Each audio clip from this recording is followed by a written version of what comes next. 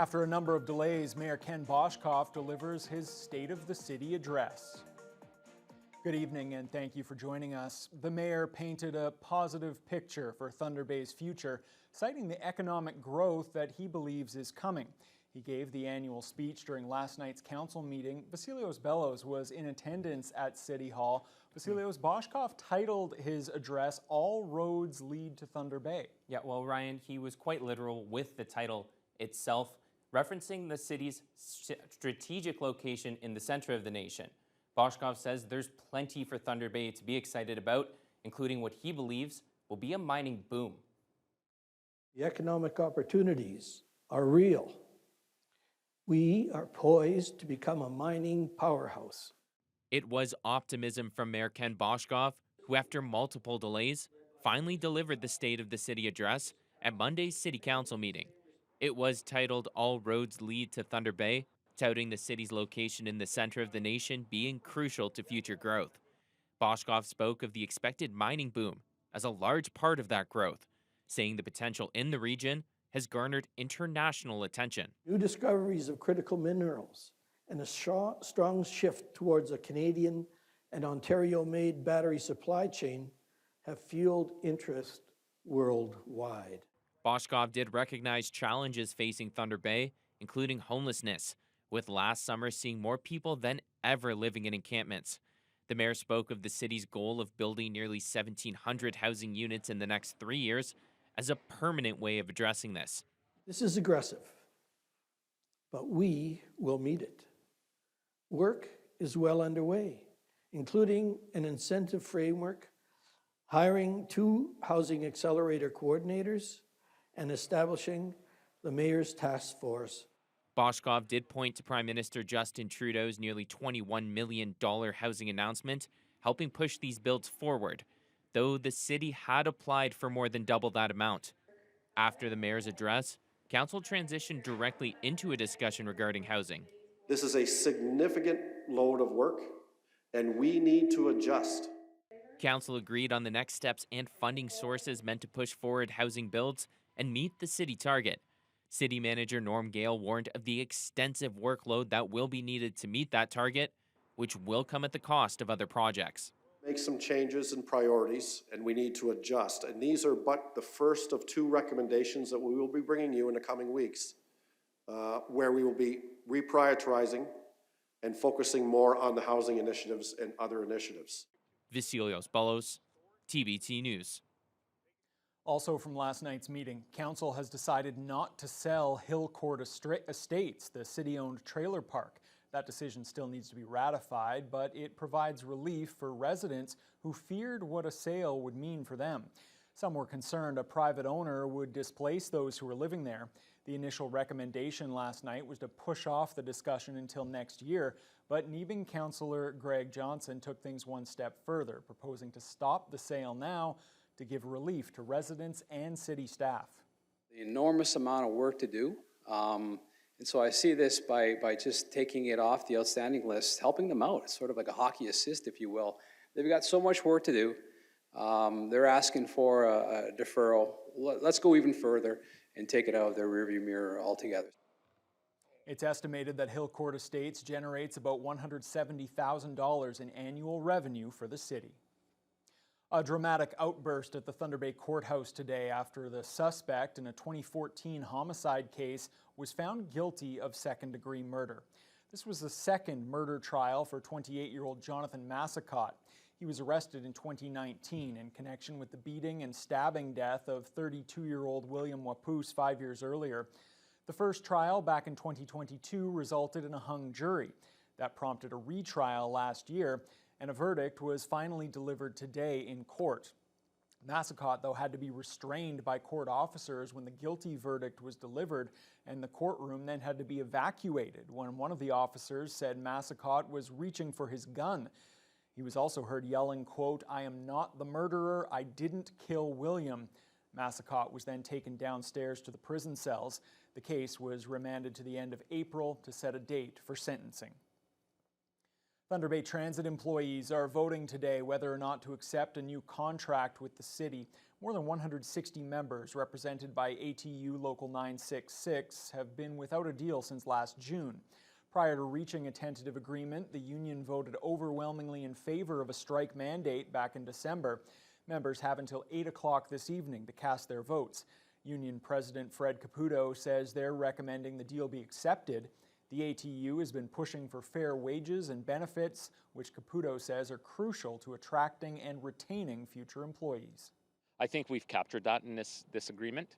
Obviously, you know, it's never enough, but I think we came to a fair agreement that I'm hoping that the membership realize. We are seeing more people coming into the department, but there is still a shortage. The union represents drivers and technicians with Thunder Bay Transit and Lyft Plus. LCBO workers held protests today in 11 cities across the province, including here in Thunder Bay. Local OPSU members gathered outside MPP Kevin Holland's office to protest Doug Ford's recent announcement to allow all grocery and convenience stores to sell beer and wine by 2026. The union fears the next step could be to sell off the LCBO. Jaden Billick has more. OPSU has gathered just about 7,000 signatures from LCBO employees across the province, opposing the Ford government's announcement in December to allow up to 8,500 convenience and grocery stores to sell beer, wine, and cider. They're worried about the impact of privatization on public, unionized workers. This day of action also demands a halt to any potential plans to sell off the LCBO. The protest comes just one day before the union starts a new round of bargaining with the province. We're representing across 11 locations, all at the same time at MPP offices, conservative MPP offices across the province. We're here to tell Doug Ford that the LCBO is not for sale. I appreciate the support of everyone behind me. I appreciate the support of everyone at OPSU, and I appreciate the support of the people of Ontario. The LCBO provides a $2.5 billion annual dividend to the province, which helps pay for healthcare and education. MPP Lise Faujois joined the protesters outside Holland's office as she worries that allowing the sale of spirits in stores other than the LCBO would be a detriment to public services. To remove $2.5 billion from the public purse is wrong, I think. There's no excuse for it except for this philosophy of privatizing everything, and to take away good union jobs from a system that actually works quite well makes no sense either. We spoke with Holland after the protest, and he rejected the allegations that the $2.5 billion could vanish from the public purse. That's not the information that I'm receiving. We're retaining the LCBO as a public corporation so that we can maintain that revenue coming from the LCBO to support programs like education, healthcare, infrastructure, and that's going to be maintained. The expansion of new retail outlets are still going to be under the control of the LCBO. Jaden Billick, TBT News. A beloved celebration is coming back to Thunder Bay this Saturday. For the first time since 2019, the St. Urho's Day Parade will be held in the Bay-Algoma district.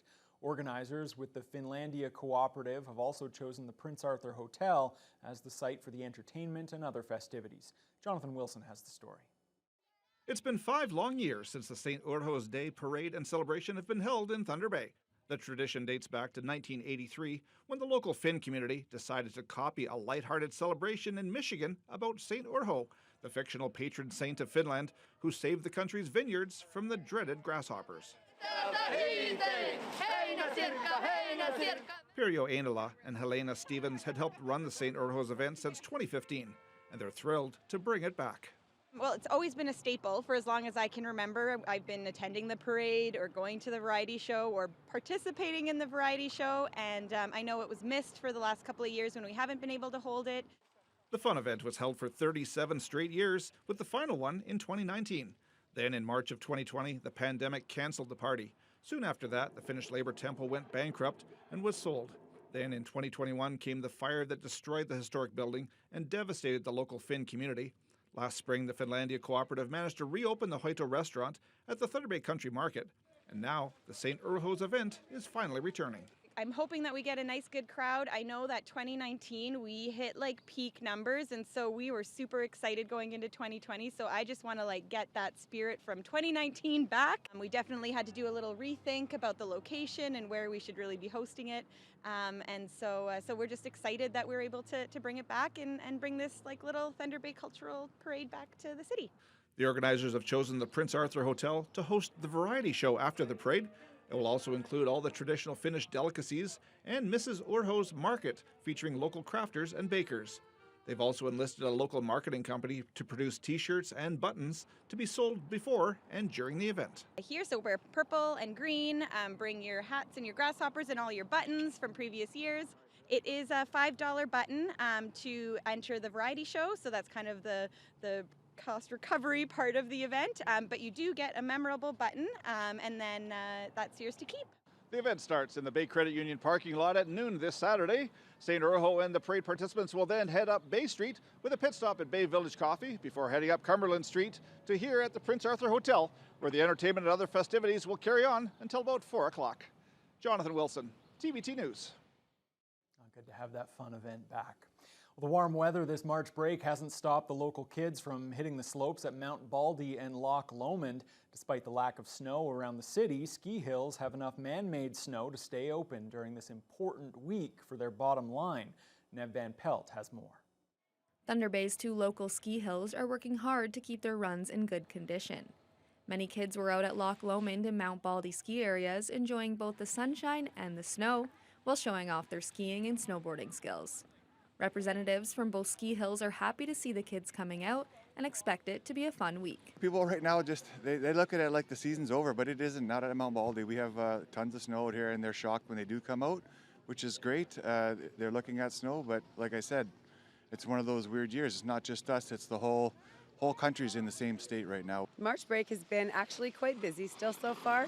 We've had planned theme days every day, and we're finding quite a bit of the younger skiers are participating and having fun. Today's Cowboy Day, so we've had a few come out. With ticket prices discounted at Loch and Baldy for the rest of the year, there were many smiles as kids got onto the chairlifts and came down the hills. The temperatures are a lot warmer than they're used to on March break, so some of them were even wearing just a sweater. Overall, they seem to enjoy skiing in the sun. Well, we're just here for like a little snowboard camp here in March break. Just having fun and just being with one of my really good friends. It's been really hot out here and we've had to take our jackets off because it's so hot. The temperatures are expected to cool down a bit throughout the rest of the week, and both ski hills are confident they will be able to retain enough snow to stay open for the rest of March break and hopefully longer. I know 100% we're going to make it through March break. That's not an issue out here. We have lots of stockpiles. We made lots of snow. Believe it or not, I was making snow on March 6th, which is crazy. It's a record for us here at Mount Baldy. We are quite confident with the base that we have. Mother Nature has given us warmth and sunshine, but our great groomers and snowmakers gave us a really good base. We've had the same runs open since December until now. So far, the ski hills have held up for March break, and you know what? These kids are making it look like so much fun. I think I need to go find myself a pair of skis and hit the slopes. Nev Van Pelt, TBT News. It's amazing that we can bring you that story, and there you go, hot weather Haley. Despite your best efforts, you can't put a damper on things out at the ski hills. No, honestly, I'm breathing a sigh of relief. Honestly, anytime I report the weather right before a skiing or snowboarding story, I'm shaking in my boots because I'm so nervous that I'm ruining the fun. But no, we get to have a little bit of both because yes, the ski hills are still open, which is great to see. And we did have a high of 11 degrees today, so still beautifully warm. And it was a mostly cloudy day, but we did have parts where the sky opened up a little bit. Our low was -4, but that happened at around 6 in the morning, so still quite early. And the wind chill, nothing significant, as the winds had been variable throughout the day as far as direction goes, and nothing too strong. Our strongest was about 16 kilometers an hour through the east there. But yeah, beautiful day, and it kind of continued throughout the country. But in our current region, we can see patterns similar as well. We see 11 similar to us in Armstrong, Nipigon, and in Greenstone. They're seeing some cloud coverage now. A lot of our east side and more in the north saw some clouds today. Red Lake is seeing some sporadic clouds here and there. They're at 7 degrees right now, but their high was 9 degrees. And then in Sioux Lookout, they're at their current high, which is 10 degrees. Dryden at 10 as well. Nice and sunny there. Sunny in Fort Frances as well. They're currently at 12 degrees, which is beautiful. And then yes, both Atikokan and Upsala looking very similar. Partly cloudy here and there, but 13 degrees right now. As we look into our evening, things will get colder, but hardly. -1 will be our low, with wind chills only making it feel 2 degrees colder. So not significant winds once again. It'll be clear to start, and then we'll see increasing cloudiness as the night goes on. But clouds aren't something you really have to be worried about, because oftentimes they can trap some of that hot air throughout the day. Yeah. So we should see some nice temperatures continuing as well. Okay, sounds good. Thanks a lot, Haley. Let's turn our attention to the ongoing situation in Haiti now and the escalating violence there. The country's leader has announced that he will resign in the very near future as that chaos continues. We'll have the latest from Haiti right after the break. Haiti besoin de la paix. He said the country needed peace and asked Haitians to remain calm.